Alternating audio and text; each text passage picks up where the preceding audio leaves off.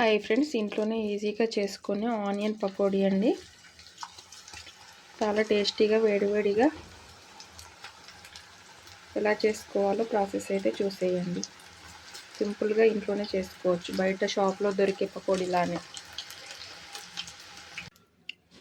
Hi friends, ఈరోజు అయితే నేను ఆనియన్ పకోడీ చేస్తున్నానండి. దానికి కావాల్సినవి ఒక 5 పెద్ద ఉల్లిగడ్డలు, ఒక కప్పు శనగపిండి అంటే ఒక 200 గ్రాములు, అరకిలో నూనె, క్యారెట్, కొంచెం పుదీనా, కరివేపాకు, కొన్ని పచ్చిమిర్చీలు, కొంచెం కారం, ఉప్పు, కొంచెం జీలకర్ర, ధనియాల పొడి, పసుపు అండి. ఒకసారి అయితే ప్రాసెస్ ఎలానో చూసేద్దాము. నేనైతే ఆయిల్ వేడి చేసుకుంటున్నానండి. ఇప్పుడు తీసుకున్న ఆనియన్స్ అయితే ఇలా గట్టిగా అనుకోవాలి. ఈ ఆనియన్లోకి తీసుకున్న పసుపు, ధనియాల పొడి, జీలకర్ర వేసి కలుపుతాను.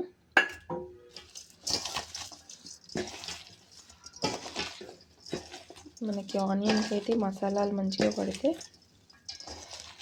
పకోడీ అనేది అయితే చాలా టేస్టీగా వస్తుంది. ఇప్పుడు ఇందులోకి తీసుకున్న క్యారెట్, పచ్చిమిర్చి, కరివేపాకు అన్నీ వేసేస్తాను. అలానే ఉప్పు, కారం కూడా వేస్తున్నాను.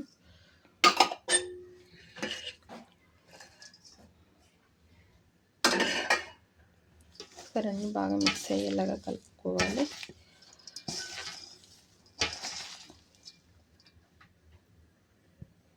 ఇప్పుడు ఇవైతే బాగా మిక్స్ అయినవండి. మిక్స్ అయిన వాటిని అయితే నేను శనగపిండిలోకి వేసుకుంటాను.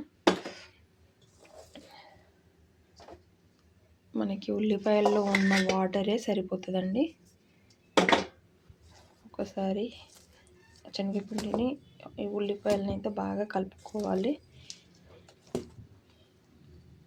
మనకి ఈ ఉల్లిగడ్డల్లో వచ్చిన వాటర్ అయితే సరిపోతుంది, లేదా అంటే ఒక చుక్క వాటర్ వేసుకోవాలి. నాకు కొంచెం వాటర్ పడతాయండి. ఆల్రెడీ ఇందులో ఉల్లిపాయలు కలుపుకున్న గిన్నెలోనే కొన్ని వాటర్ వేసి అయితే ఇందులో వేసాను.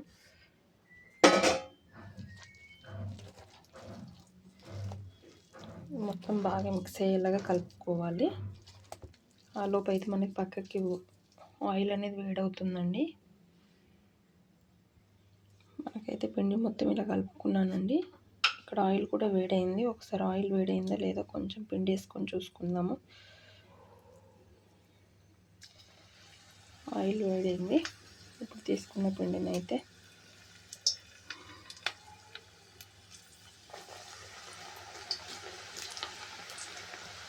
మీడియం ఫ్లేమ్లో కాల్చుకోవాలి.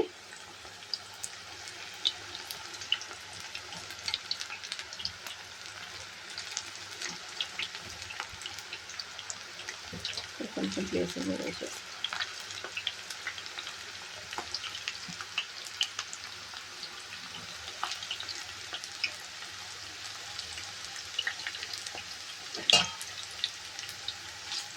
ఒకసారి మధ్యలో మధ్యలో కలుపుతూ ఉండాలండి, ఎందుకంటే ఆడిపోయేది ఛాన్స్ ఉంటుంది. చిన్నగా మీడియం ఫ్లేమ్లో కలుపుకోవాలి, ఎందుకంటే ఉల్లిగడ్డ పచ్చివాసన వస్తుంది కదా, పచ్చివాసన రాకుండా ఉండడం కోసం లోపల వరకు ఉడకాలి పిండి కూడా, శనగపిండి.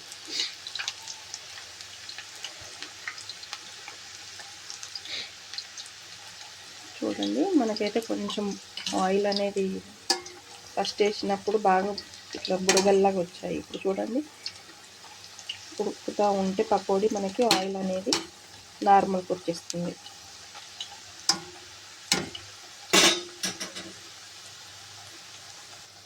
ఒకసారి కలుపుకుందాము. మనకైతే ఇది గోల్డెన్ బ్రౌన్ కలర్కి రావాలండి.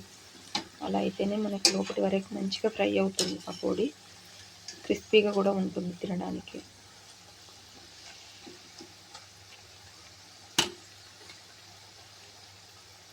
ఒక 1-2 మినిట్స్ పడుతుంది. మనకైతే కొంచెం కలర్ అనేది చేంజ్ అయిందండి. నేను పక్కకైతే ఒక ప్లేట్లో టిష్యూ వేసి పెట్టాను, ఎందుకంటే వీటికి ఏమన్నా ఆయిల్ ఉంటే ఆ టిష్యూ అనేది ఆయిల్ని తీసుకుంటుంది.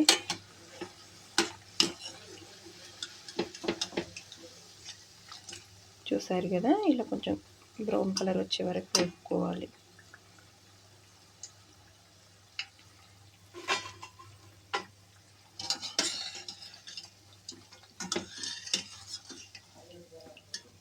మనకి ఆయిల్ కూడా ఎక్కువ పీల్చేదండి ఇలా కలుపుకుంటే. వాటర్ ఎక్కువ అయితేనే ఆయిల్ అనేది ఎక్కువ పీల్చుకుంటుంది. చూశారు కదా. ఇప్పుడు అలానే ఇంకొక రౌండ్ వేసుకుందాము.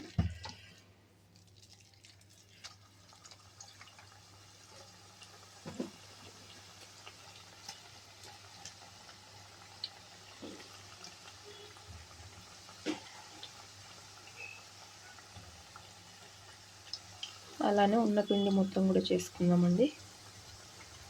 ఒక్కసారి కలుపుకుందాము.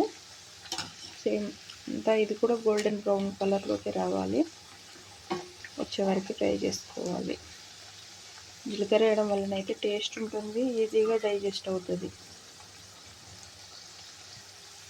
మనకైతే బ్రౌన్ కలర్ అయిందండి, తీసుకుందాము.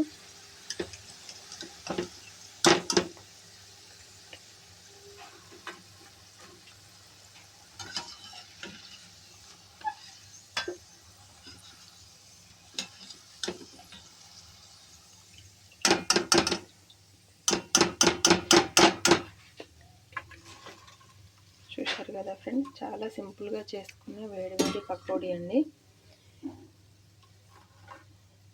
ఇంకొక వాయి ఉంది కదా, అది కూడా వేసేద్దాం.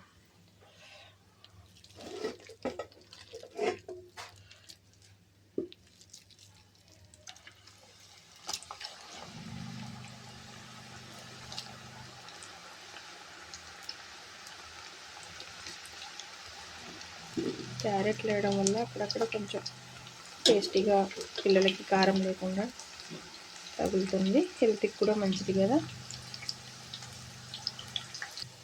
చూస్తున్నారు కదా ఫ్రెండ్స్, చాలా సింపుల్గా ఈజీగా చేసుకునే ఆనియన్ పకోడీ, ఉల్లిపాయ పకోడీ ఇంట్లోనే చాలా సింపుల్గా చేసుకోవచ్చండి.